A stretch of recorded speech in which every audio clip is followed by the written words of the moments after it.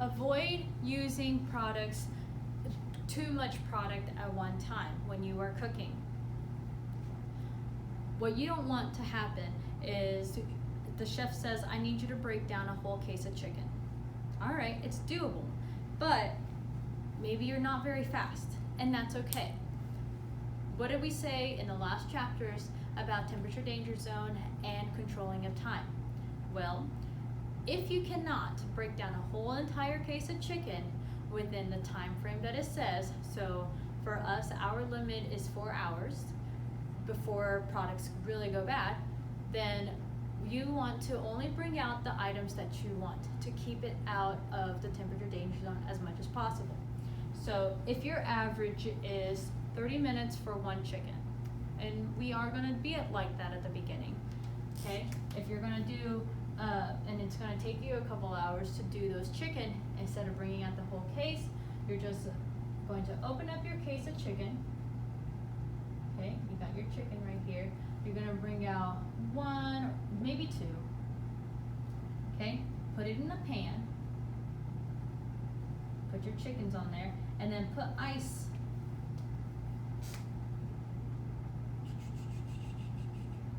Put ice in your pan, put the chickens in the ice pan, and you can break down. This is still in the refrigerator.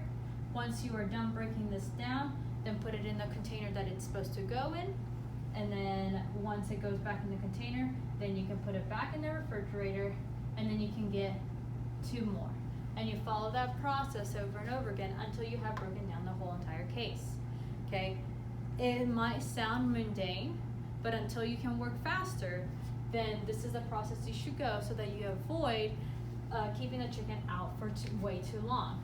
So like I said, if it takes you 30 minutes to do one chicken, then if you have 2, this is going to take you 1 hour, right? 30 minutes plus 30 minutes equals 60 minutes, or the same as 1 hour. So this chicken right here, these 2 guys right here, has only been out for 1 hour. As opposed to if you have brought out the whole case, and if there's 12 chickens in there, okay, you working 1 hour, this chicken only gets 2 hours, but the other 10 is gonna be, okay, well that was 1 hour, and then 2 hours, and then 3 hours, and 4 hours, until by the last 2 chickens that you're working on, it would have been out for like 5 or 6 hours. So we want to avoid all of that situation by only taking out what you need. As we've spoken before, we get items that are frozen, right? How do we properly thaw out items? Number 1, and the safest, is refrigerator. Okay? A refrigerator that stays at 41 degrees is definitely warmer than a freezer, for example, that's anywhere from 0 to 32 degrees, correct? So what happens is then the chicken thaws out in the refrigerator at a proper temperature, not going above the temperature danger zone, and it will thaw out. The only thing about refrigerators is because it's going by 41 degrees, it's going to take a little bit longer for it to thaw out. So if you want to use this method, it's very wise to do it for, let's say, overnight, the day before, or a couple days before, just depending on when you're going to use the product and how you're going to use the product. Okay, you don't want to thaw out an object too quickly, because that can spoil a lot quicker as well. So you just really got to make sure you know your timing. The other way, and a lot of chefs prefer this way because it's a little quicker, is the water. Okay, what you're going to do is submerge the item. So in this case, chicken, submerge in water, running water. Okay, and what I mean by that is that you have a pan, you put your chicken in it, you put it inside of the sink, okay, and then you have a faucet with the water that's running. But it needs to be so that it can fill up the whole pan with water and it's constantly flowing out. Because what we're doing is avoiding water staying stagnant and staying still inside the pan, where then as it's thawing, bacteria could start growing. But if we have the water constantly flowing out, it doesn't give it a chance to actually start multiplying in that way, because it's going down the drain. okay? And also make sure that you have the drain open and that the water is going out that way. In this situation, the water should be 70 degrees Fahrenheit. Now, if you're thinking, oh my gosh, that's the temperature danger zone, that's actually the lower number of the critical zone, you are correct. So you want to make sure that the item that's in here, it's frozen, right? So it's 32 degrees or lower when it's frozen. As it's going, when you always want to keep an eye out on this product so that it never crosses 41 degrees Fahrenheit, because the water is around 70 degrees. Do not use warm water, okay? I do not want to feel hand washing water on your chicken, because one, it could actually start cooking it. Two, you're gonna just start like poaching your chicken in there, but you don't want that. You don't want to cook your chicken, you want to just thaw it out. So 70 degrees or colder, and never let your item go above 41 degrees. The other method that we could use is the microwave. Now I know we have used microwaves before, okay? But the only thing about this one is use immediately. You cannot thaw out something in the microwave. So let's just say you have frozen ground beef and you want to make tacos tonight. Well, that's fine, but you forgot to thaw it out overnight. So you got this brick of ground beef. There is a defrost section in your microwave. They invented this cool little button that's like less energy, and it defrosts it so that it doesn't cook your meat, but it definitely gets it up to temperature a little bit more. But the thing is, you can't just say, it's been thawing out for 10 minutes or however your microwave says, and then you're like, nope, I don't want tacos anymore. You can't do that, because then the protein and the bacteria and everything started already forming inside your meat, and you could potentially get somebody sick if you put it back in the refrigerator. So make sure that if you're going to microwave something to thaw it out, you use it immediately. The last method of thawing something that's frozen is by using in the cooking process. Okay, everybody here loves a burger, nice juicy burger.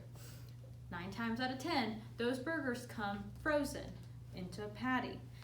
Instead of thawing them out and then putting them on a grill, because that can also affect the integrity of your burger, cooking it frozen is a little easier.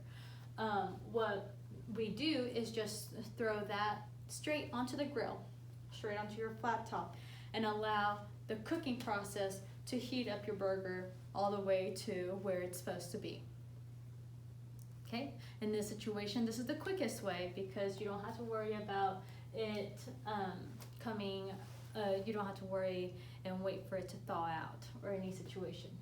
But it just depends on your item. Like, you can't do that really with a chicken if it's a really big piece, because what happens is you'll burn the outside and overcook it when the inside is still frozen. So only a few items like that can, like a burger patty, or even a fish. Fish are pretty thin. You can do it that way, but everything else you really want to thaw it out properly.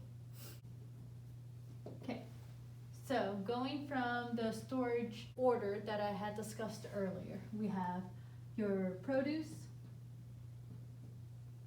you have your seafood, you have your whole meat. And when I mean by whole meats, I mean like steaks or roasts or big chunks of meat that the butcher has not ground up, okay? Because the next line is ground meat, okay? Specifically the ones that have gone through the grinder. And then you have your poultry, all right? So this is how we put it in the refrigerator, yes? Internal temperatures. When you're dealing with produce, fruits, anything like that, the internal temperature of any hot food that you should cook those items to is 135 degrees. That is, as you remember from the TDZ, high of the temperature danger zone. So as long as you cross that 135 degrees and you're out of the temperature danger zone, you're good with the produce. Seafood and whole meats should be at 145 degrees. Now, there's some situations where the whole meats, if you're looking at steaks or smaller cuts of meat or filet mignon or tenderloins that have been cut and not the big roasts, then you can check all these things for 15 seconds, okay? And what I mean by is that when you stick a thermometer inside of your steak, you keep that thermometer in there for 15 seconds, and the whole time it should stay 145 degrees or higher, okay? You just want to make sure that it stays there, because it's very easy for it to just barely get it up to 145. Well, that's not good enough. You want to make sure that it actually gets there and it stays there. Okay, now the bigger chunks of meat is 145 degrees Fahrenheit as well, but we want to make sure that we are reading those things for at least 4 minutes. Ground meat. So what's the difference between ground meat and the whole meats? Why is it that you have to cook it a little longer? Think about it this way. The more an item has been processed, the more hands that it has touched, the more steps it has gone through, the more potential there are to introduce more bacteria, more potential foodborne illnesses, more contamination.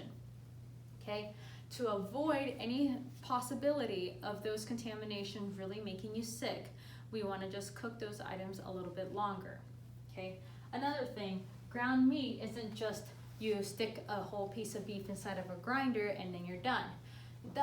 That's possible, but what the ground beef that you're used to, where you're getting to the store, it's usually mixed with something else.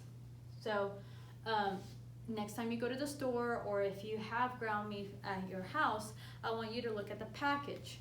There's usually percents written on there or some sort of numbers. The more common ones are 80-20, you got 70-30, anything around like 90-10. I think it's like a little bit higher. But if you ever wonder what that means, it's the ratio of beef versus fat. That's what gives ground beef a lot of that flavor that you really like. So the fat that a lot of people use is the fat from the beef itself that the butchers have trimmed, or they introduce another product. So the most popular one is bacon. So let's just say that 80-20. That means that using 8 ounces of beef, then 2 ounces of bacon is going to go and get ground with that item, and it's then the ratio is the 80-20. The higher the number on the left side, it means it's probably going to be more expensive, because that means it's more of that beef and the whole meat that they're using versus the fat that they're using, because fat and like bacon and stuff are a little cheaper cuts. And so you can also see 80-20 is the most popular because it's not super fatty, but it's not expensive as well. 90-10 does tend to be a little bit more healthier because you don't have as much fat in there. 70-30 just tends to have a lot of flavor in it, but also if you get a 70-30 like burger patty, it will shrink down a lot too, because fat, what happens when you cook it, it becomes liquid, and so it shrinks up, and what's left is the 70% of the meat. Lastly, it's poultry. Poultry is 165, like turkey, pheasants, Cornish hens, those kind of items you want to cook to 165. So you can see the relationship as to why those items, the higher the temperature, the lower it is in the refrigerated storage space, and vice versa.